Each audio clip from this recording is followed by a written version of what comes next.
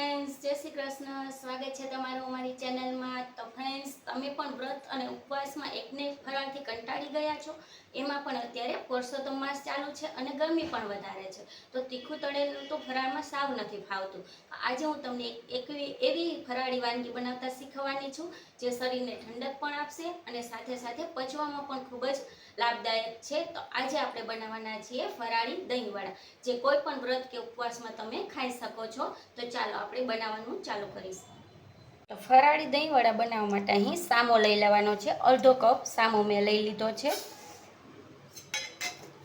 એને આપણે 2 પાણીથી ધોઈ લેવાનો છે. આવી રીતે હળવા હાથે મિક્સ કરતા જઈ.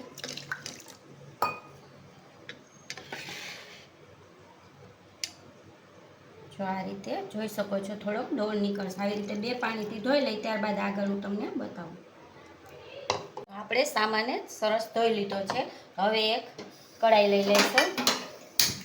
તમે કોઈ પણ વાસણ લઈ શકો છો. ગેસની ફ્લેમ ચાલુ કરી દઈશું ને સામાને આપણે કૂક કરવાનો છે. એના માટે તમારે આ ખાસ માપ ધ્યાન રાખવાનું છે કે આપણે અડધો કપ લીધો છે સામો, તો આપણે એનું 3 ગણું પાણી લેશું. જેથી આ 1 કપ ને આ અડધો કપ પાણીને ગરમ કરવા મૂકી દેવાનું છે. હવે એમાં ટેસ્ટ મુજબ નિમક એડ કરી દેવાનું. ફરાળી મીઠું લીધું છે એ એડ કરી દેવાનું. તમારે અડધી ટીસ્પૂન જેટલું જીરું લીધું છે એ એડ કરી દઈશું. 1 મરચું લીધું છે ઝીણું સમારીને એડ કરી દઈશું. ને થોડુંક અમથો આદું લીધું છે, ઝીણું સમારી લીધું છે. તમને આદુનો ટેસ્ટ ન ગમતો હોય અથવા ફરાળમાં ન ખાતા હોય તો સ્કીપ પણ કરી શકો છો. બધું એકવાર મિક્સ કરી લેશું.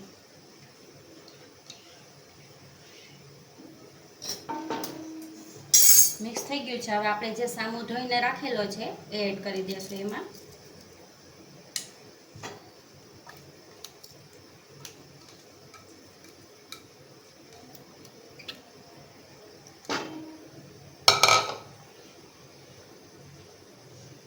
આ રીતે હલાવી લેશું. ગેસની ફ્લેમ મીડિયમ ટુ સ્લો રાખવાની તમારે. આપણે સામાન્ય એકદમ કૂક નથી કરવાનું, આપણે એમાંથી વડા બનાવવાના છે. એટલા માટે પાણીનું મેજરમેન્ટ માપનું જે કીધું છે એ પ્રમાણે તમારે લેવાનું, તો તમારે સરસ વડા બનશે. હવે ઢાંકીને આપણે એને રહેવા દેશું.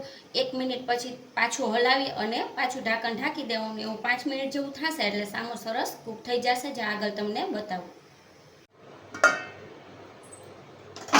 તો ફ્રેન્ડ્સ, તમે જોઈ શકો છો વચ્ચે વચ્ચે 1-1 મિનિટ આવી રીતે હલાવતી રહી છું, જેથી સામો તળિયે ચોટી ન જાય. અને આ રીતે આપણે સામાને સરસ કૂક કરી લેવાનો છે. સ્ટીમથી સરસ બફાઈ જશે.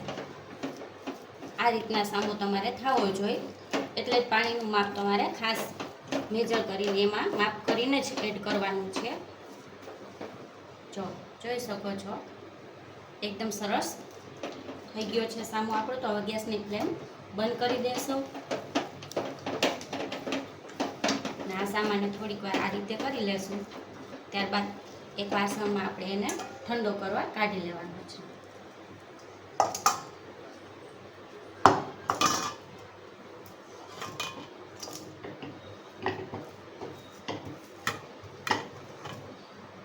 આ રીતે ઠંડો થવા દેશું સામાને.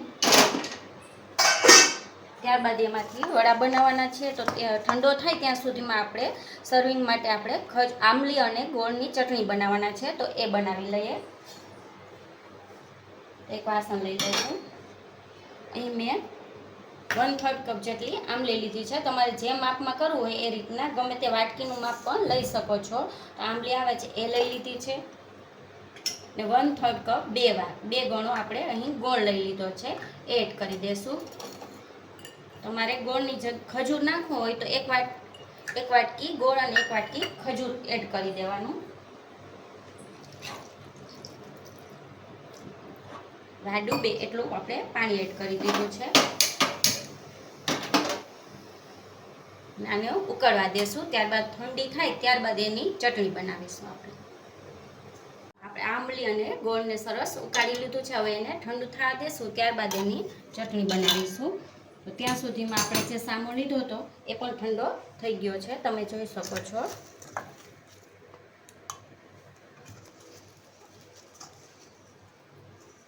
આ સામાના વડા બનાવવાના છે, તો બાઇન્ડિંગ આપવા માટે અહીં 2 નંગ બાફેલા બટેટા લઈ લીધા છે. એને ખમણીને આપણે એડ કરી દઈશું.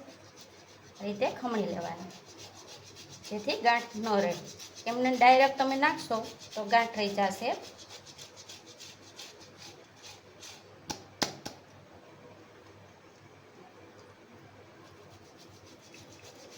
તમારે જો મોટું બટેટું હોય તો એક પણ નાખી શકો છો. અહીં મીડિયમ સાઇઝના 2 બટેટા લીધા છે. આ રીતે ખમણી લીધું આપણે.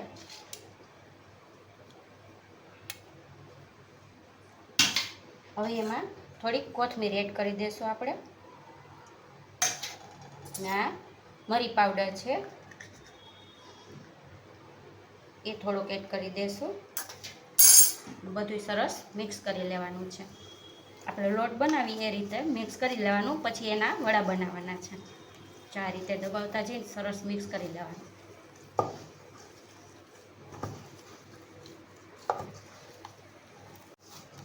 જો આ રીતે સરસ આપણે લોટ બાંધી એવી રીતે મિક્સ કરી લેવાનું છે. હવે આપણે એના વડા બનાવવાના છે, અને વડાને તળવા માટે અહીં તેલ મેં લઈ લીધું છે કઢાઈમાં. તો વડા બનાવવાનું ચાલુ કરીશું. તો તમારે જે સાઈઝના વડા કરવા હોય એટલો ભાગ લઈ લેવાનો છે. જો મીડિયમ સાઈઝના વડા બનાવું છું. આ રીતના વડા બનાવી લેશું. તમારા હાથ વચ્ચે જો ચોટે તો થોડુંક તેલ હાથમાં આ રીતે લઈ લેવાનું અને ફરીથી બનાવવાના.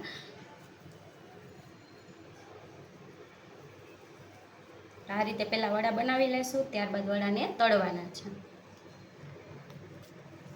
ફ્રેન્ડ્સ, જો વડા આપણે બનાવી લીધા છે અને તેલ પણ આપણું ગરમ થઈ ગયું છે. હવે એને તળી લેવાના છે.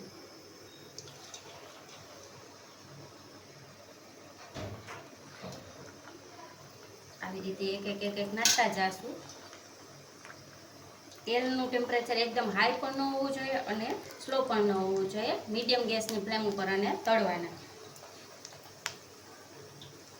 જેટલા સમય એટલા એકારે નાખી દઈશું આપણે. અત્યારે આટલા વડા એડ કરું છું અને થોડીક વાર માટે આપણે હલાવવાના નથી. આપણે આ વડાને ગોલ્ડન કલરના કરવાના છે, એકદમ બ્રાઉન નથી કરવાના, કારણ કે સામો ને બધું ચડેલું જ છે. આપણે કાચી વસ્તુ એક પણ નથી.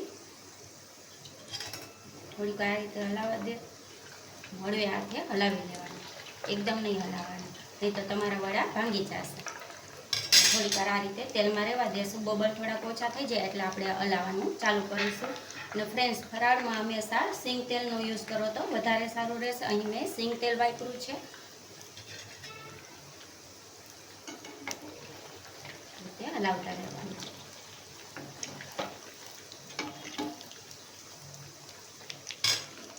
આગળ બતાવો કેટલા આપણે ગોલ્ડન કલરના કરવાના છે. જો ફ્રેન્ડ્સ, આ રીતે આ રીતના કલર આવે એટલા જ તમારે એને તળવાના છે. તો એક પ્લેટમાં કાઢી લેશું. ત્યારબાદ બીજા જે આ વડા છે એને પણ આપણે તળી લેશું. ત્યારબાદ હવે આગળની પ્રોસેસ પછી તમને કહું. તો પહેલાં આ તળી લઈએ. તો આપણે બીજા વડા પણ સરસ તળી લીધા છે. ગેસની ફ્લેમ બંધ કરી દઈશું.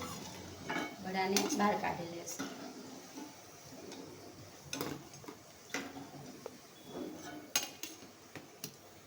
હવે આ વડાને આપણે જનરલી દહીંવડા બનાવીએ છીએ એ આપણે સતત પાણીમાં હિંગ ને મીઠું નાખીને આપણે એમાં રાખતા હોય છે, સોક થઈ જાય એના માટે. પરંતુ આપણે અહીં અંદરથી પણ સરસ ટેસ્ટ આવે એના માટે અહીં છાશ લઈ લીધી છે મેં. એમાં થોડુંક આપણે નિમક એડ કરી દઈશું.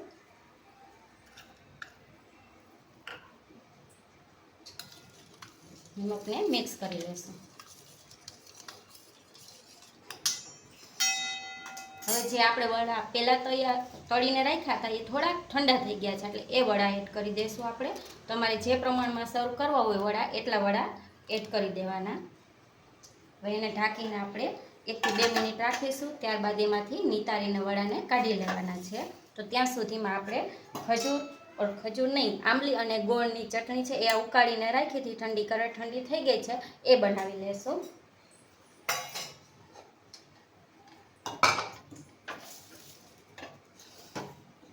તો આ રીતે હાથેથી પહેલાં મસળી લેવાની છે આંબલીને, ત્યારબાદ એને ગાળી લેશું આપણે.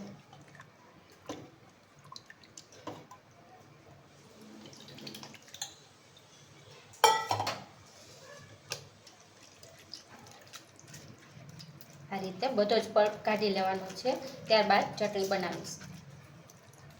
ફ્રેન્ડ્સ, જો આપણે ગાળી લીધું છે તો સૌથી પહેલાં 1-2 મિનિટ થઈ ગયું છે તો આપણે વડાને બહાર કાઢી લઈશું છાશમાંથી. આ રીતે હળવા હાથે દબાવવાના છે, બહુ નહીં દબાવવાના તમારે, ને સર્વિંગ પ્લેટમાં લઈ લેવાના.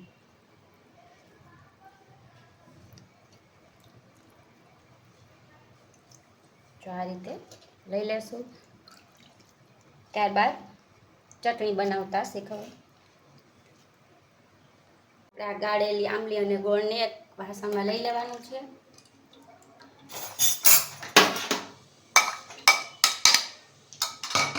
ત્યારબાદ ગેસ ચાલુ કરીશું.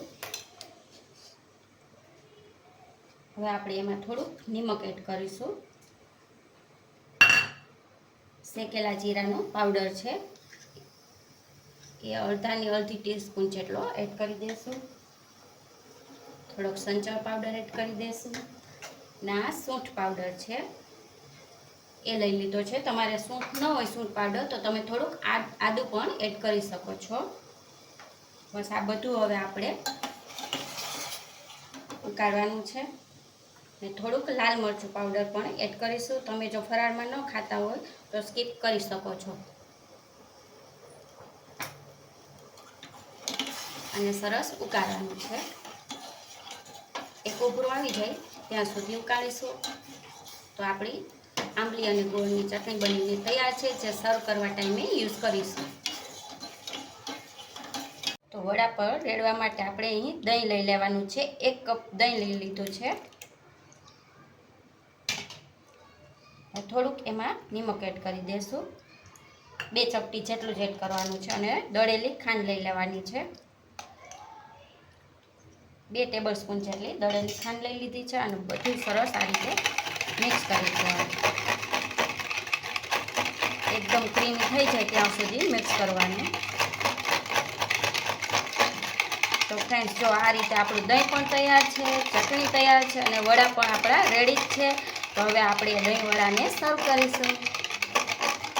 ફ્રેન્ડ્સ, આપણે વડાને સર્વ કરવાના છે. આપણું દહીં તૈયાર છે, ચટણી તૈયાર છે અને દાડમ લઈ લીધા છે, લાલ મરચું પાવડર, શેકેલા જીરાનો પાવડર અને કોથમીર. તો એનાથી આપણે ગાર્નિશ કરીશું. તો સૌથી પહેલાં વડા ઉપર દહીં રેડીશું આ રીતે.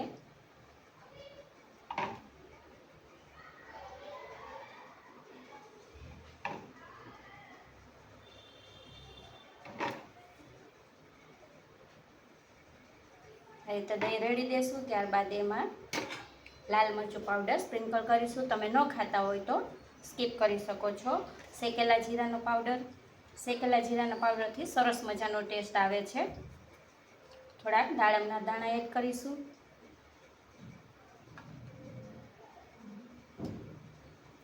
ને આપણે જે ચટણી બનાવીને રાખી છે એડ કરીશું.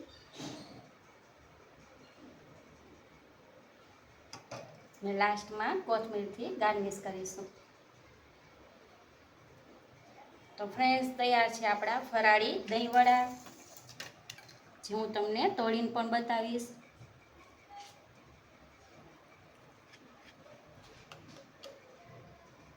જો ફ્રેન્ડ્સ, ટેસ્ટ કરીશ. એટલા સરસ બને છે ને કે જે વ્રત ઉપવાસ નહીં કરતા હોય ને તો પણ આ ફરાળ જોઈને વ્રત ઉપવાસ કરવા માંડશે. તો તમને મારી આ રેસીપી ગમી હોય તો વિડીયોને લાઈક અને શેર કરી દેજો, ચેનલને સબસ્ક્રાઈબ કરી દેજો. ફરી મળીશું નવા વિડીયોમાં. Thank you.